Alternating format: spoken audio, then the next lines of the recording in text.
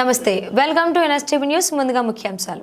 రసవత్తరంగా సాగుతున్న కరీంనగర్, మెదక్, నిజామాబాద్, ఆదిలాబాద్ పట్టభద్రుల ఎమ్మెల్సీ ఎన్నికల పోటీల్లో సామాన్య బీసీ యువకుడు జనార్దన్ న్యాంతాబాద్ భారీ పోటీని ఇవ్వబోతున్నారు.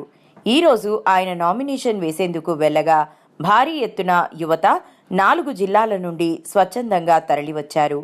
ఈ సందర్భంగా ఎమ్మెల్సీ అభ్యర్థి జనార్దన్ మీడియాతో మాట్లాడుతూ, ఈరోజు యువత ఇంత భారీ ఎత్తున తరలి రావడం సంతోషంగా ఉందన్నారు. నేను 4 నెలల నుండి 4 జిల్లాలు తిరిగి చేసిన కృషి ఈరోజు ఫలితాన్ని ఇచ్చిందని, దాదాపు 30,000 మంది గ్రాడ్యుయేట్లను నేను నేరుగా కలిశానని, 3,45,000 మందికి జనార్దన్ న్యాంతాబాడ్ పేరు తెలిసిందని, యువత రాజకీయాల్లో ప్రత్యక్షంగా పోటీ చేయడానికి ముందుకు వస్తున్నారని, దేశంలో మార్పు రాబోతుందని, యువత డబ్బులేని రాజకీయం వైపు అడుగులు వేస్తున్నారని, సనాతన ధర్మం కాపాడడం కోసం యువత అడుగులు వేయాలని, మా నాయకుడు పవన్ కళ్యాణ్ మాకు ఆదర్శంగా ఆయన అడుగుజాడల్లో నడుస్తామని తెలిపారు.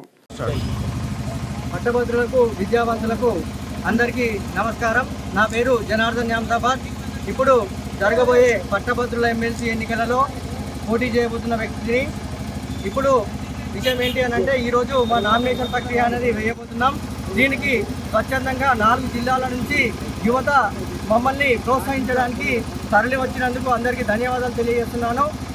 ఒక తెలంగాణ ఉద్యమకారునిగా, విద్యార్థి నాయకునిగా, విద్యా సంస్థల మరియు ఉద్యోగుల, ప్రైవేట్ ఉద్యోగుల మరియు పట్టభద్రుల యొక్క అభ్యున్నత ధ్యేయంగా ఈరోజు నేను ముందుకు వెళ్తున్నాను. దీనికి 4 జిల్లాల్లో మేము 4 నెలల నుంచి చేసినటువంటి ఉద్యమం ఏదైతే ఉందో, ప్రచారం ఏదైతే ఉందో, అది మాకు చాలా ఊరటనిచ్చింది. ఎందుకంటే ఇప్పటి వరకు గ్రంథాలయాలు కానీ, ప్రైవేట్ స్కూల్స్ కానీ, ప్రైవేట్ కాలేజెస్ కానీ పట్టభద్రులని నేరుగా కలవడం జరిగింది.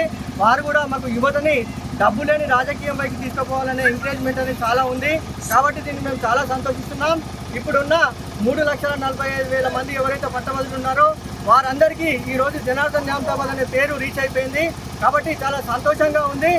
మాకు ఈ 4 జిల్లాల్లో మంచి స్పందన లభిస్తుంది. ఇంకోటి ఏంటి అంటే, ఈరోజు మేము నామినేషన్ ప్రక్రియ మా కోతిరాంపూర్లోని, కరీంనగర్ కోతిరాంపూర్లోని పోచమ్మ టెంపుల్ నుంచి స్టార్ట్ చేద్దాం.